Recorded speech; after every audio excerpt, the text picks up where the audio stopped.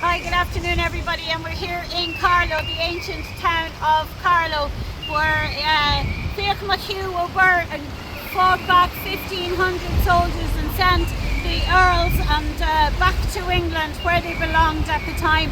So we have a very strong history here in Carlow.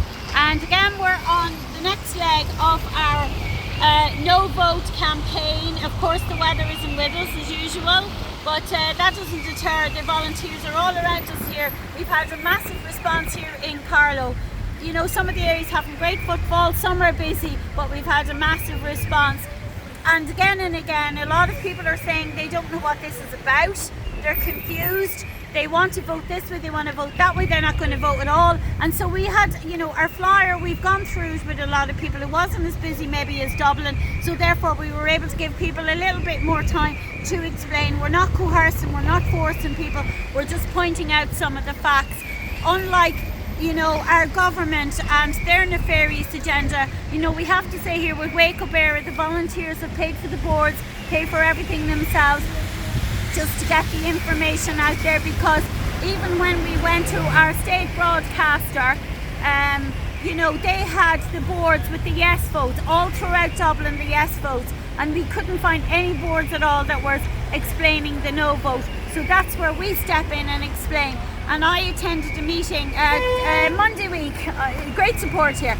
Monday week I attended a meeting with Fine Gael councillors in Navan in County Meath. We had Yemi, the Nigerian, as she calls herself, the Nigerian first woman on Meath County Council. We had Maria Walsh, an MEP, and she describes herself as a LGBT MEP for Europe. We had a lady who's a carer for her children. We had somebody from the National Women's Council, all at this meeting. Now I have to say, Yemi, the Meath representative there for Fine Gael, did allow me to put a few flyers, the no votes on the table, so I appreciate that. As the meeting went on, you know, there seemed to be an awful lack of information. The people that were there hadn't got a clue. They didn't really understand the Irish Constitution. We had some people from the Migrant Centre there in Navan, Culture. They came for an explanation, and there was no really visible signs of anybody explaining anything.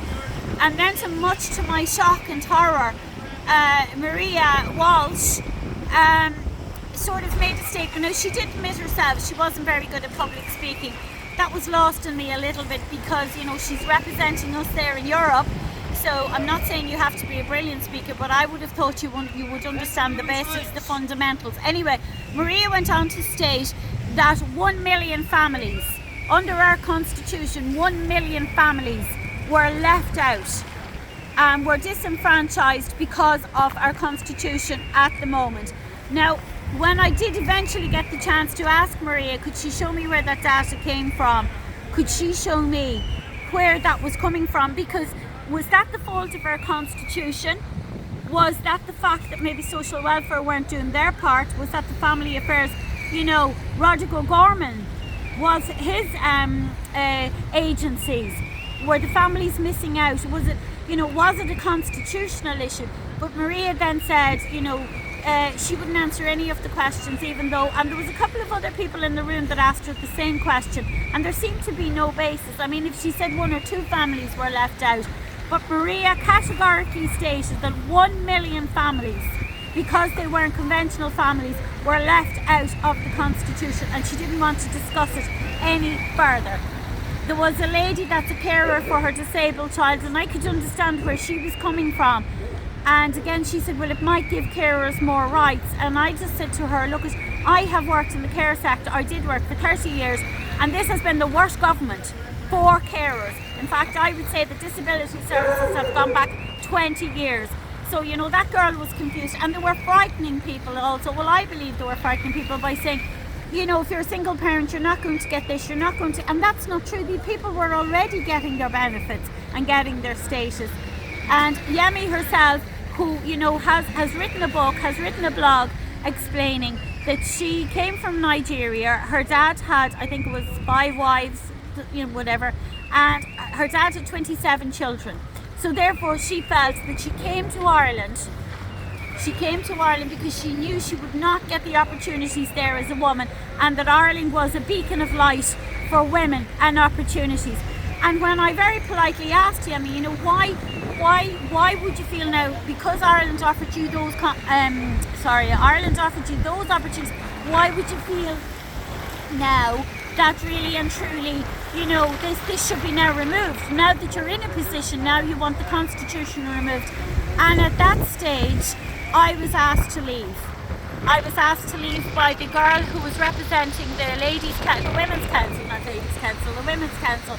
And I was cupped under the arm by another person that seemed to be with Maria Walsh, and I was actually asked to leave.